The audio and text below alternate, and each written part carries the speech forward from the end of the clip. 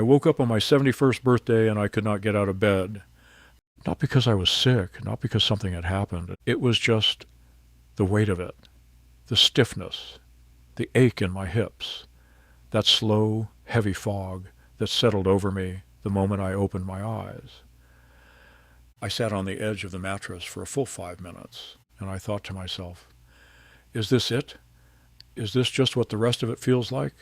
I want to tell you something I wish someone had told me sooner.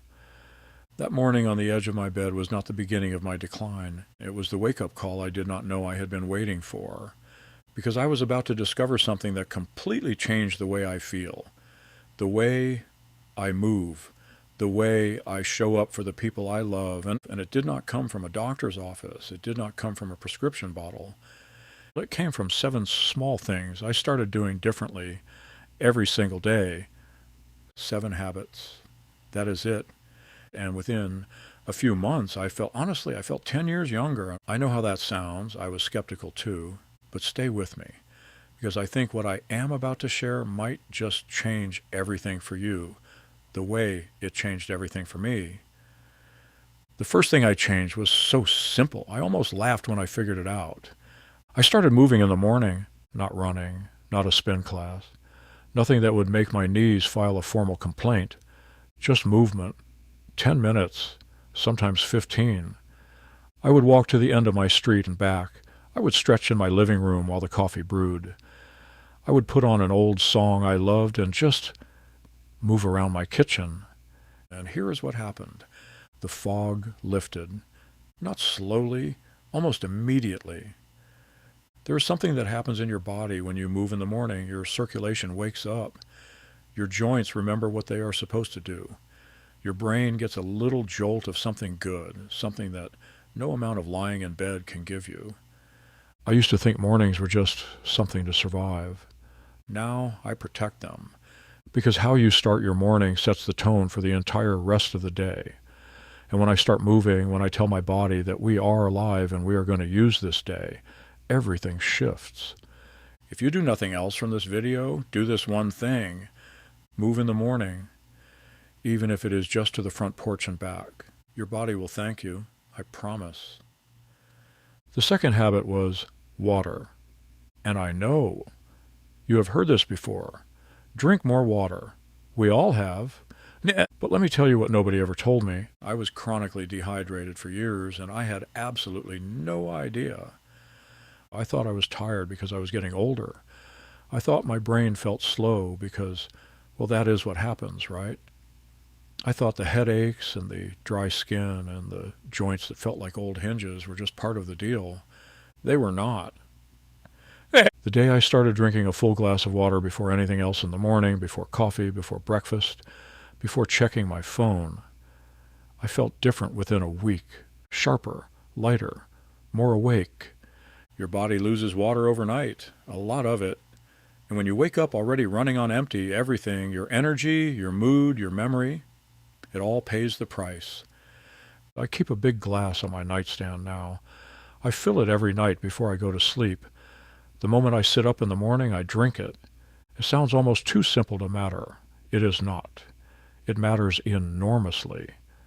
Now, this next one took me the longest to come around to: sleep. Real, deep, restorative sleep.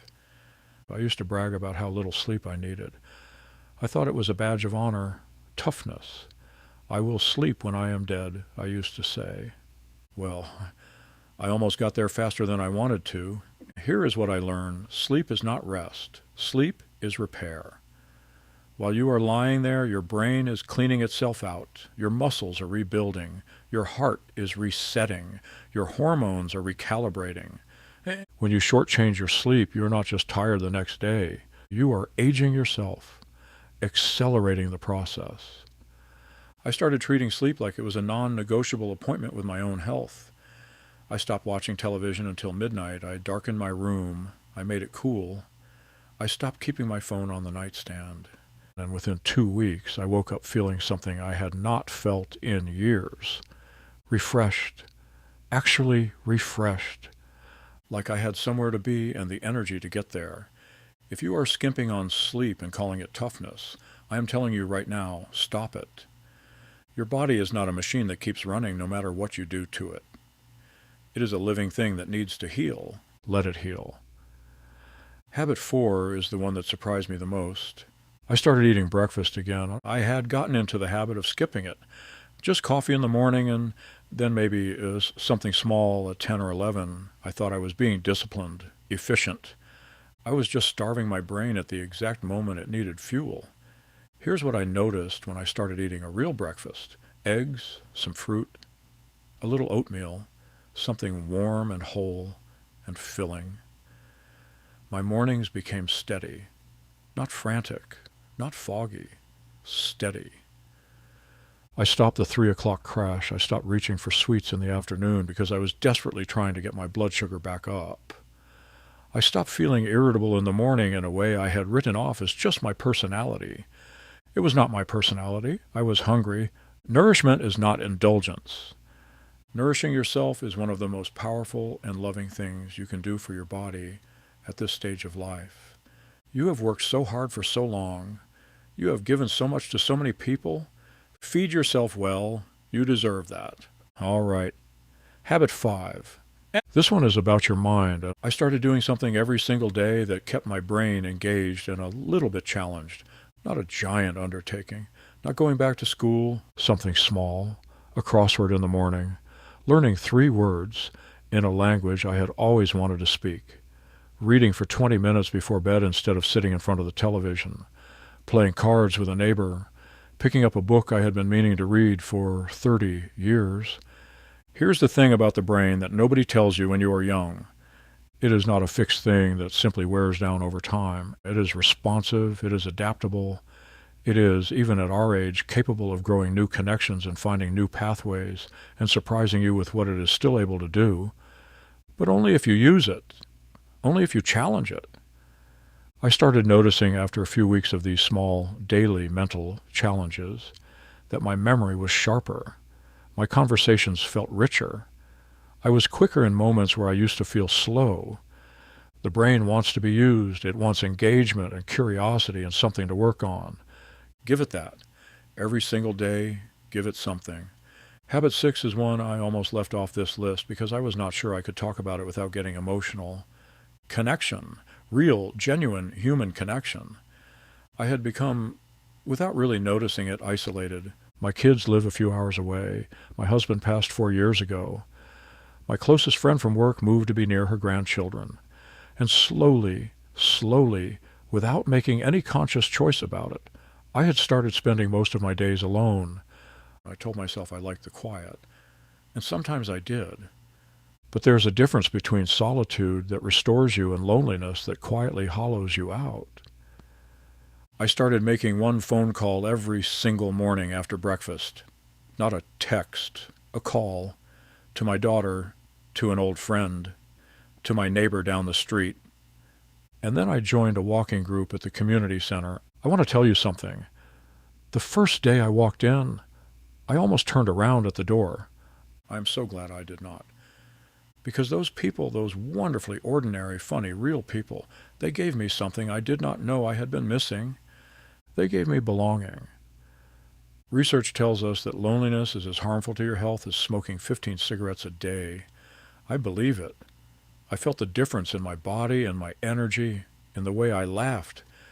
After just a few weeks of reaching out and letting people in, you are not meant to do this alone. None of us are. Reach out, show up, let someone in, and here we are. The last one, habit 7, gratitude. I know, it sounds soft, maybe even a little like a bumper sticker, but I want to tell you what gratitude actually is, because it is nothing like what I thought it was. For years, I thought gratitude was something you performed, a thank you note, grace before dinner, something polite and external. I was wrong. Real gratitude is internal. It is a daily practice of deliberately looking for what is still right about your life, even when things are hard, even when things hurt, even when you are sitting on the edge of the bed at 71 wondering if the best of it is behind you. I started keeping a small notebook on my nightstand. Every morning before I got up, I would write down 3 things I was genuinely thankful for. Not big, sweeping things, small ones. The sound of rain on the window, a cup of coffee that was exactly the right temperature, my granddaughter's laugh on the phone the night before, and here is what happened. My brain started looking for them automatically, not just in the morning when I was writing them down, but all day long. My brain started noticing the good, seeking it out, filing it away. And when your brain is wired to notice the good, you feel better. Physically, measurably, demonstrably better. Scientists have studied this. They have measured it. People who practice daily gratitude have lower blood pressure, stronger immune systems, better sleep, more energy, deeper relationships. But I did not need a study to tell me. I felt it. I feel it.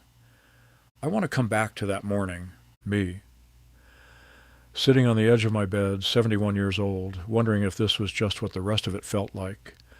I think about that woman a lot. I want to sit down next to her and take her hand and say, listen to me.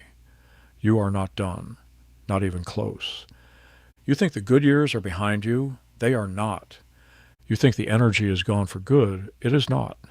You think you are just supposed to slow down and manage your decline and wait. You are not supposed to wait. You are supposed to live. And it does not take a miracle to feel like yourself again. It does not take a new body or a different decade or a doctor with a magic solution. It takes 7 small things every single day. Move in the morning, even just for 10 minutes. Drink a glass of water before anything else. Sleep like it matters because it does. Eat breakfast like you love yourself because you should. Challenge your mind every single day. Reach out to someone and let them reach back. And every morning before your feet hit the floor, find 3 things, just 3, that you are glad are still here. These are not dramatic gestures. They are daily decisions. And every single day you make them, you are choosing vitality over settling. You are choosing yourself. I am 74 now. I feel better than I did at 64. And I would not trade this version of myself, this alive, awake, grateful, moving version of myself, for anything. You have more in you than you think. So much more. Go find out just how much.